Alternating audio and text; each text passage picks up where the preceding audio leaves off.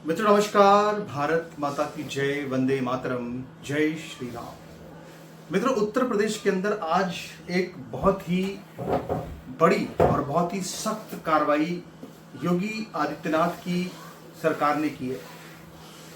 आप देख रहे हैं लगातार एक क्रम चल रहा है उत्तर प्रदेश के अंदर, चाहे वो गाजी सालार की दरगाह हो, चाहे वो लक्कड़ वाले बाबा की दरगाह हो, जितनी भी इस तरह की जो फर्जी टाइप के तमाम धर्मांतरण जहाँ से चल रहा था, और जो इतिहास में भी जिन लोगों ने लुटेरे थे, जिन्होंने मंदिरों को तोड़ा था, हिंदू आस्थाओं को का विध्वंस किया था, ऐसे लोगों का जो महिमा मंडन पूरे लगातार 800-900 सालों से देश के अंदर हो रहा था, आज़ादी के बाद भी 70 सालों से लगातार इस तरह का जो पूरा एक महिमा मंडन चल रहा था इन लुटेरों का, इन सब पर योगी आदित्यनाथ की सरकार ने एक बहुत बड़ा ब्रेक लगाया है। बल्कि वो ऐसा ब्रेक लगाया है कि वो बुलडोजर वाला ऐसा झटका दिया है कि ये लोग उसमें अब तक उससे उबर नहीं पा रहे। लेकिन ना सिर्फ सालार गाजी मसूद के मेले पर बैन लगाया, बल्कि अब जो नए नए सालार गाजी मसूद इस देश के अंदर जन्म ले रहे हैं, जिनमें से एक का नाम आज मैं आपको बताना चाहता हूं, जिसका नाम है हजरत जमालुद्दीन सूफी पीर बाबा। मतलब वैसे इसकी 6 उंगलियां हैं और इसको छंगुर बाबा कहते थे। बलरामपुर का रहने वाला था ये, लेकिन ये अपने आप को हजरत जमालुद्दीन पीर बाबा कहता था। और इसने पूरा धर्मांतरण का रैकेट फैला रखा था पूरे उत्तर प्रदेश के अंदर। और इसके जो तार हैं वो दुबई से संयुक्त अरब अमीरात तक से जुड़ रहे हैं। और आप सोचिए कि इसने इस धर्मांतरण के नाम पर इतना पैसा इसने इकट्ठा कर रखा था पूरे दुनिया के तमाम इस्लामी मुल्कों से, कि इसने बलरामपुर के अंदर इतनी बड़ी कोठी बनवाई थी जिसमें 70 कमरे थे। 70 कमरे थे। और जो उसने कोठी बनवाई थी उसमें मेन रोड से उसकी कोठी तक आने के लिए 500 मीटर की एक रोड भी शामिल है।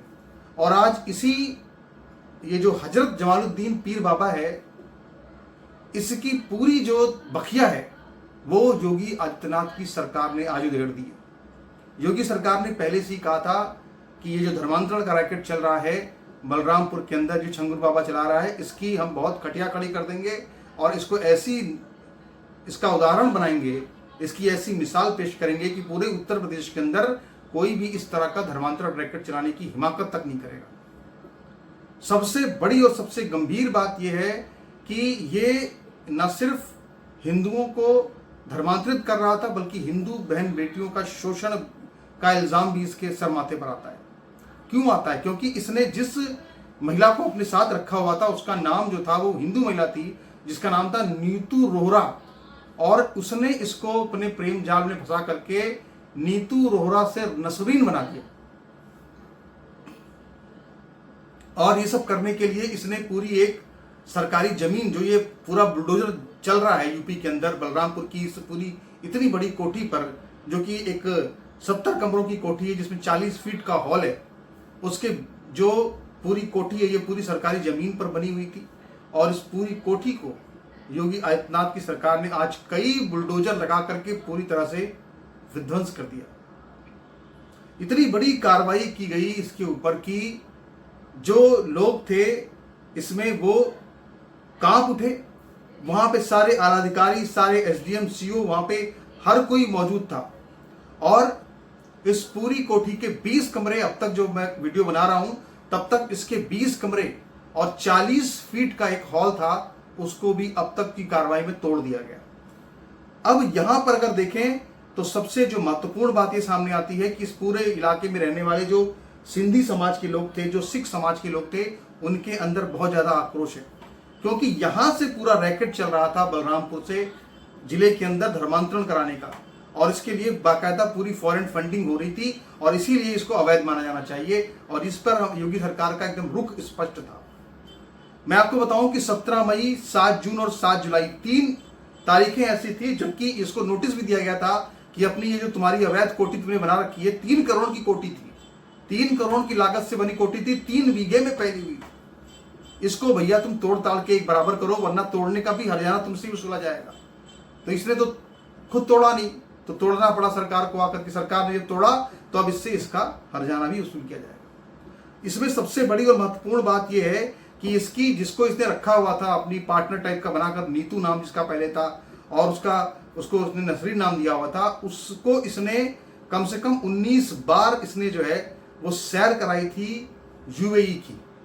और महत्वपूर्ण बात यह है कि 2014 से 2019 तक 19 बार, कम से कम 20 बार, सोचिए करीब 20 बार जो है ये लोग यूएई गए थे वहां से फंडिंग लेने के लिए। इससे एक बात बिल्कुल साफ साफ नजर आती है, वो ये नजर आती है कि जैसे ही इस देश के अंदर मोदी सरकार बनी दिल्ली के अंदर, वैसे ही सारा जो धर्मांतरण गिरोह था, खासकर इस्लामी जिहादी, वो एक्टिव हो गया और उसने सोचा कि अगर अब इस देश पर कब्जा करना है, इसको हिंदू राष्ट्र नहीं बनने देना है, यहाँ गजवाए हिंद करना है, तो पहले आवश्यक है कि तेजी से धर्मांतरण करो। और इसीलिए मोदी सरकार बनने के बाद ये अपने प्रयासों में छंगुर बाबा भयंकर तरीके से जुड़ गया। सबसे बड़ी बात यह है कि साल 2015 16 नवंबर साल 2015 में जो पूरा रोरा, नीतू रोरा जो थी, इसका धर्मांतरण भी कहाँ हुआ था? इसका धर्मांतरण भी यूएई के अंदर हुआ था, संयुक्त अरब अमीरात के अंदर इसका धर्मांतरण किया गया था। वहां पे कोई जगह है किताब महल करके, वहां पे इसका पूरा धर्मांतरण हुआ था। और उस धर्मांतरण के बाद में आप सोचिए कि तब से इसने इसका नाम बदल के नीतू से नसरीन कर दिया, इसके नाम पर इसने कोई हवेली खड़ी कर दी और यहाँ पे इसने अपना पूरा परिवार ला के बसा लिया। और ये सब कुछ फॉरेन फंडिंग के हिसाब से हर चीज की जांच इसमें की जा रही है। पुलिस इसमें एटीएस, ये पूरा मामला भंडाफोड़ यूपी एटीएस ने किया है। यूपी एटीएस इसमें बहुत ही बारीकी से एक चीज की, एक पहलू की वो जांच कर रही है। सबसे बड़ी और महत्वपूर्ण बात यह भी है कि जो यूपी एटीएस की टीम है, आप सोचिए कि वो सूफी संत जो बताने वाले, जो ये हजरत जलालुद्दीन पीर है, इसको एटीएस ने लखनऊ के एक होटल से गिरफ्तार किया और नसरीन उर्फ नीतू के साथ में इसको अरेस्ट किया। और इस पर पूरी जो कार्रवाई है वो अब शुरू हो चुकी है। और इसके ऊपर अब जब ये कार्रवाई शुरू हो रही तो लोगों को दर्द तो हो ही रहा है। भाई सुप्रीम कोर्ट भी गए थे बुलडोजर के बारे में, बुलडोजर चलना नहीं चाहिए, 3 बार नोटिस दिया, 17 मई, 7 जून, 7 जुलाई, और आखिरकार फिर बुलडोजर चलाना पड़ा। बुलडोजर चल रहा है और बुलडोजर बिल्कुल दबंगई से चल रहा है और कोई इसको रोकने वाला नहीं है। तो जो लोग अब तक ये सब प्रयास करते थे, वो सारे प्रयास जो थे वो यूपी सरकार जहां होती है वहां पे इनके प्रयास कामयाब नहीं हो पाते। इसीलिए हम कहते हैं कि योगी का जो विजन है, जो डिसीजन है, वो दोनों एकदम स्पष्ट होता है।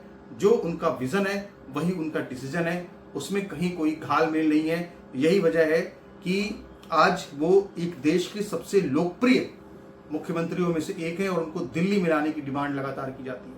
यही इसकी वजह है। और इसका एक और जो उदाहरण है, जो मिसाल है, आज फिर से एक बार उत्तर प्रदेश के बलरामपुर में नजर आई है, जहां पर कि लोगों में इस बात से लेकर बहुत खुशी है। अब इस पूरे कोठी के अंदर इस छंगुर का पूरा परिवार भी रह रहा था और इसकी जो बहू रह रही थी वहां पे, साबिरा नाम की कोई महिला, इस सबको निकाला गया वहां से। पहले सबको निकाला गया, बाहर निकाला गया, इसके बाद उस पर फिर बुलडोजर चला दिया गया। तो साबिरा ने एक बयान दिया है मीडिया में, वो ये बयान दिया है कि उसके बच्चे इससे बहुत भयभीत हो गए थे। जिस तरह से पुलिस प्रशासन कार्रवाई कर रही है, उससे उसके बच्चे भयभीत हो गए थे। यानी क्या? विक्टिम कार्ड खेला जा रहा है। इस देश के अंदर रह करके, इस देश के साथ गद्दारी करके, विदेशों से पैसा लेकर के, घूस लेकर के, रिश्वत लेकर के, करोड़ों रुपए की फंडिंग लेकर के, लोगों को पैसे बांट करके धर्मांतरण करवाना और इसके बाद अपनी बड़ी बड़ी कोठियां खड़ी करना और इसके बाद फिर जब उस पर पुलिस कार्रवाई, वो भी सरकारी जमीन पर खड़ी करना, और जब उसके बाद कार्रवाई हो तो ये कह देना कि ये तो बच्चों को निकाला जा रहा है, बड़ा गलत हो रहा है, अत्याचार हो रहा है। विक्टिम कार्ड, ये विक्टिम कार्ड योगी के राज में, यूपी में नहीं चलता। ये जो बहाने हैं, ये बहाने यहाँ नहीं चलेंगे। इस बात पर इन लोगों को ध्यान देना चाहिए और धर्मांतरण को लेकर के जिस तरह की कार्रवाई योगी जी ने की है, वैसी कार्रवाई पूरे देश में होनी चाहिए।